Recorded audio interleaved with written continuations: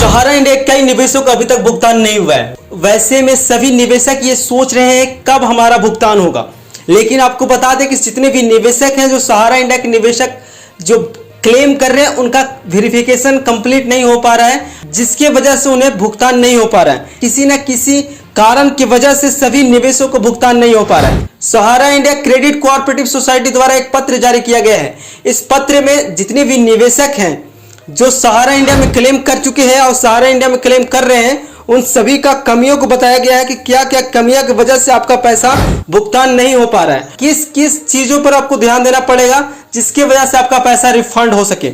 Notice में लिखा गया उपर्युक्त विषय अंतर्गत अवगत कराना है। Central registrar of cooperative society द्वारा शुरू किए गए रिफंड पोर्टल पर जिन जिन कारणों से रिजेक्शन की स्थिति बन रही है उनकी एक सूची तैयार की गई है, जिसमें रिजेक्शन के कारणों को स्पष्ट किया गया है कि किन किन आपका जो क्लेम है वो रिजेक्ट कर दिया जा रहा है। अगर आप फिर से क्लेम करते हैं तो किन किन बातों पर ध्यान देना पड़ेगा, इसके बारे में हम बात कर लेते हैं। पहला होता है मेंबरशिप फॉर्म। मेंबरशिप फॉर्म आपका साफ सुथरा होना चाहिए। मेंबरशिप फॉर्म में जो आप फोटो लगाएंगे वो भी साफ सुथरा होना चाहिए, उसमें हस्ताक्षर होना चाहिए एवं फोटो क्रॉस साइन होना चाहिए। सदस्यता फॉर्म पर सदस्यता नंबर साफ दिखना चाहिए। सदस्यता फॉर्म में अधिकृत व्यक्ति के स्टैंप लगी होने चाहिए, उसका नाम एवं एम्प्लॉय कोड लिखा होना तथा अधिकृत व्यक्ति का हस्ताक्षर होना चाहिए। सदस्यता फॉर्म पे उसी सोसाइटी की सील होनी आवश्यक है जिस सोसाइटी संबंधित वह सदस्यता फॉर्म है। सदस्यता फॉर्म पूरा लोड होना चाहिए, वह कहीं से भी कटा हुआ नहीं होना चाहिए। सदस्यता फॉर्म के साथ लगी केवाईसी भी सदस्यता फॉर्म के साथ स्कैन होना चाहिए। दूसरा है account opening form. Account opening form पूरा एवं साफ सुथरा होना चाहिए।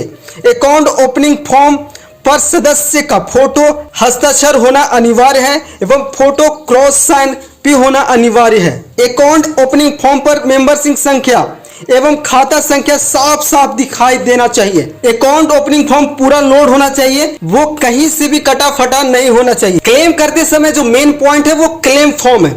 क्लेम फॉर्म को आपको सही और साफ भरना पड़ेगा, तब जाके सहारा इंडिया रिफंड पोर्टल में सभी निवेशकों का भुगतान जो नहीं हो रहा था किसी कारणों वजह से वो हो पाएगा। उसमें क्या क्या लिखा गया है इसके बारे में हम बात कर लेते हैं। क्लेम फॉर्म पर सदस्य का फोटो और क्रॉस हस्ताक्षर होना अनिवार्य है। क्लेम फॉर्म पर सदस्य का हस्ताक्षर वही होना चाहिए जो मेंबर बनते समय हस्ताक्षर किए होंगे। सेम हस्ताक्षर के साथ जिस हस्ताक्षर के साथ अकाउंट ओपनिंग किए थे उसी हस्ताक्षर को फिर से करना होगा, तब जाके आपको क्लेम लिया जाएगा। साथ ही आपको बता दें दोस्तों कि जितने भी निवेशक हैं जिनका सहारा इंडिया रिफंड पोर्टल में अभी तक क्लेम नहीं हुआ है वो क्लेम कर ले। जितनी बातें हम बताए हैं और बहुत सारी बातें अभी भी स्क्रीन पे चल रहे हैं, उस बातों को पढ़ ले। पॉज करके आप पढ़ सकते हैं वीडियो को और ध्यान से आप उसको पढ़िए और फॉर्म फिलअप कर सकते हैं। आपको बता दें कि पहला चरण में 10,000 भुगतान हो रहा था, लेकिन आपको बता दें कि अब दूसरा चरण में 19,999 रुपए तक